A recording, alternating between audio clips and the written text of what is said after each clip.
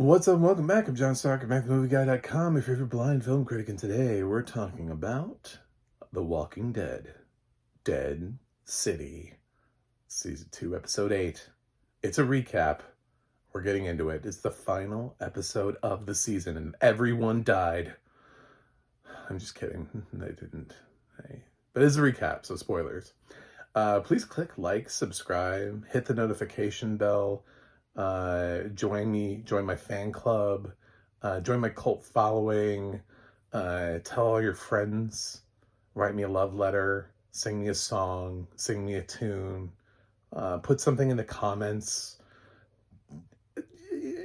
anything that you like. Yeah, whatever. Just, I love you. I want you to join me on this following because, other critics say they go into things blind. I literally go into everything blind, and this show doesn't have audio description on AMC Plus, which sucks. So I end up having to always read a sighted person or listen to a sighted person talk about The Walking Dead in order to talk about The Walking Dead, because I have at least some question in the plot as to what happened in this scene. What was that? There wasn't dialogue. I don't know what happened.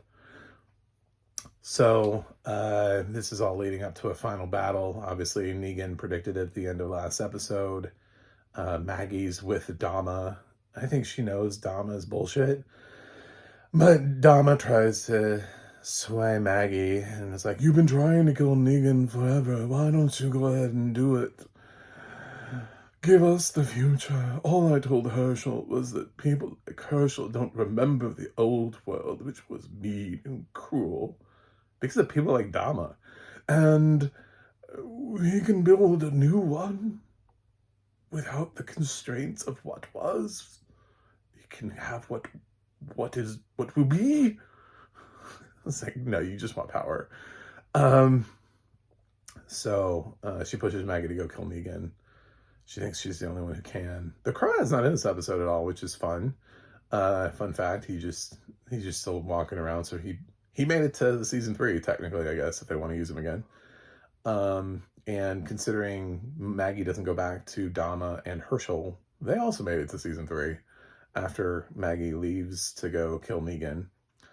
But Herschel is still insufferable, and Lauren Cohen's talked about doing 5 seasons of the show, or at least 5 seasons are planned.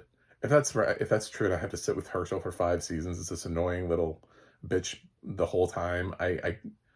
I'm just, every review of recap of the show is just going to be me bitching about Herschel because he's so one note.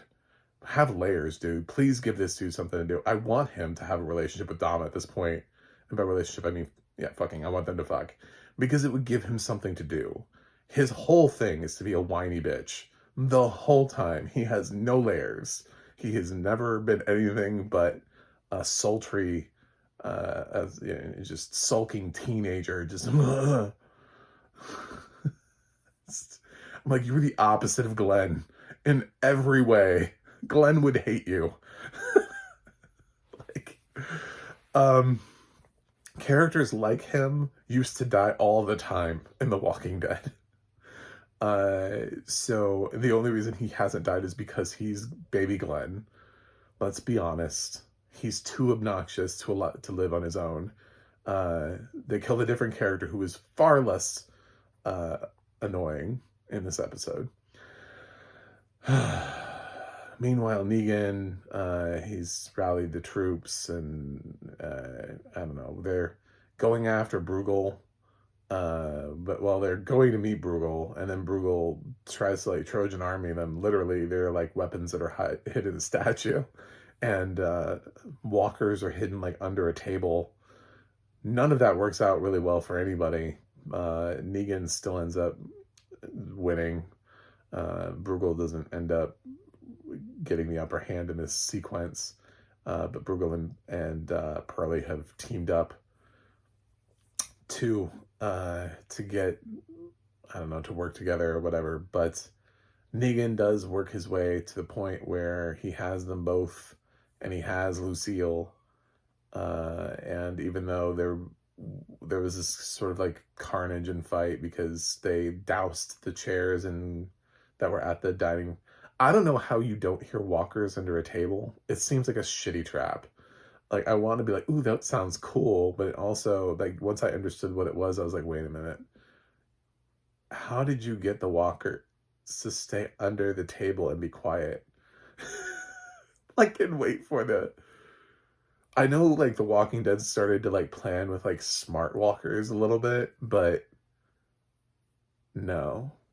Anyway, so that scene was dumb. With or without audio description, it was just dumb. It's just dumb. It's just a dumb scene. Because again, like, I don't like the sound design for the show is basically just people going because walkers are constantly making noise, even if they have nothing to make noise to. Even if they're not doing anything. You don't have quiet walkers in this show. They're not like silently sneaking up on people because you can't hear them. Generally, you can hear them coming like a mile away, and that's the whole point. It's like you just start hearing that sound, and you're like, oh, there's a walker coming. Prepare. Prepare for it. So Negan puts them both on their knees, Pearlie and Brooklyn does eeny, meeny, miny, mo. And it lands on Pearlie, but and Bruegel, he doesn't really want to kill Pearlie, and Bruegel starts talking about the methane and how they could rule the city, and Negan's like, you and the fucking methane, man. It's you and this damn methane. You say, well, shut up about the methane. You want the methane? I'll give you the methane. And he, because his Lucille's been modified or whatever, so let's just say he makes Bruegel a meth head. So, yep. So Bruegel dies. And Pearlie gets up and they kind of fight, whatever. Negan looks like he's gotten up on top of the situation. Then Maggie comes in and it looks like Maggie's gonna kill Negan, but then it's revealed that like Jenny is dead. She died, which is, I totally was like, isn't she just, has anybody survived a walker bite? Like, I was trying to rack my brain when they were trying to like give her antibiotics and stuff. I was like, I think she's probably gonna die anyway. I mean, the show has made such a pronounced determination to anytime somebody was bitten on a part of their body, it was either like, oh shit, well, I'm not going to make it, so I might as well sacrifice myself, or if it's a limb, you got to get that limb off real fast. I mean, Maggie knows it. They chopped off her dad's leg for the same reason, so he had to walk around with one less leg. I mean, I don't know, Aaron with his metal arm, Alpha's daughter, whose name I forgot, I'm sorry.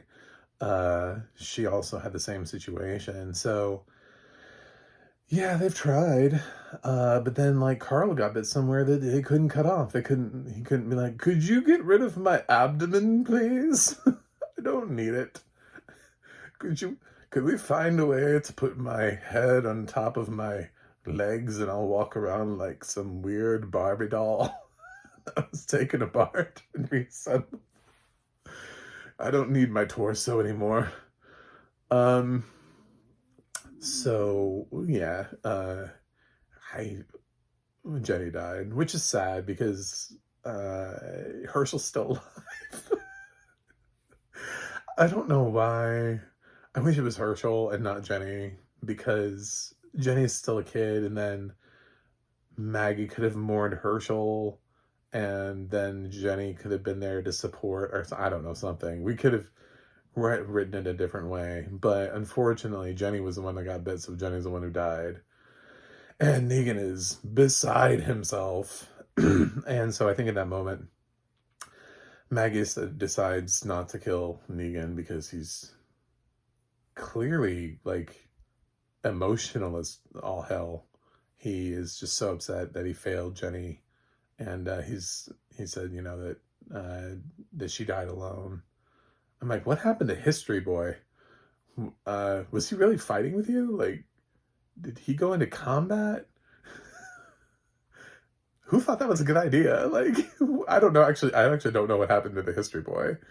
But didn't find a direct answer to that to Benjamin. Nobody seemed to care enough in the recap to bring up what happened to Benjamin. It just probably still around. I don't know. But yeah, Benjamin should have been with her anyway. I forgot Maggie does go back because she tells Herschel that she's not going to kill Negan, but she's going to leave Herschel with Donna, and she'll still be in New York. And she's like, if you want to live your own life, live your own life, do what you want. But you know, I'm gonna go. I'm gonna go be somewhere else. I've made peace with this.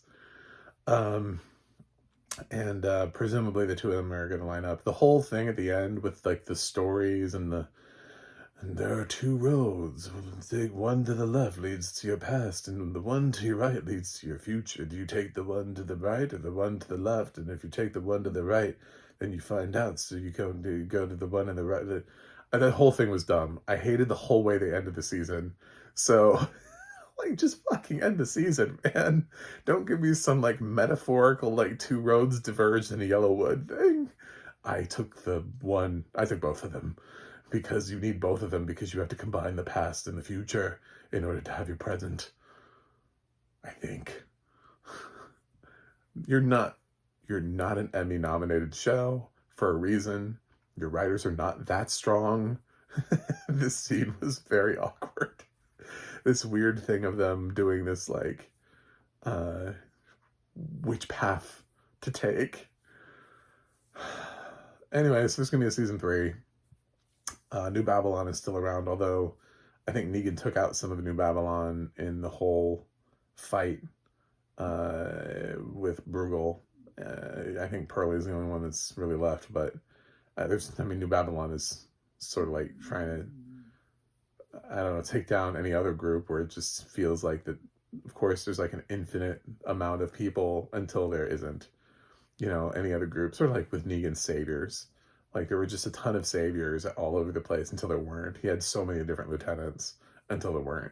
So at some point, he'll run out, like, New Babylon will run out of army. But considering they just, like, force people to be in their army anyway, and they just steal people from communities along the way, I feel like they have, like, almost an unlimited amount of resources, so they have to be stopped by somebody like the Commonwealth, which is possible, because nobody seems to be a part of New Babylon who was part of the original Walking Dead. So it's possible this could tie in to where, because Maggie and Negan are here, that the Commonwealth, which presumably would have Rick by now, or at some point will have Rick, could step in. Maybe. And then they would have all this other crap. So, what is this? I think I like the show. Not particularly blown away by the finale. Kind of knew Jenny was going to die. Could have predicted Bruegel. I kind of thought maybe Dama would die, but I kind of thought Maggie was just going to kill Dama and just be like, nope, you brainwashed my son. But that doesn't happen, so Dama's around. She's kind of a fun villain. I don't need all these characters to die. I thought it was just such a mistake with what they did with Daryl Dixon, where they were like, oh, Carol's back. Damn, now we have to leave Paris. We have to write off every single character that we've invested in because we have Carol now. And we're going to go make the show we had planned, but it's going to take us a while to get there. So, because we made the strong choice to send Daryl across the fucking ocean. Anyway, that's coming back on September 7th, by the way. So check that out. I'll recap that for its 3rd season, which won't have audio description, and we'll have a lot of language, not in mine, not in my language. Got to work on that Duolingo because they're gonna be in Spain, so I'm gonna try to learn some more Spanish, I guess, between now and then. So this is unwatchable due to lack of audio description, because every episode I've ever watched of this show is. So yeah, thanks for watching, thanks for subscribing, and I'll see you guys no, next season, but Daryl Dixon or just anything else that I do. So on the other side.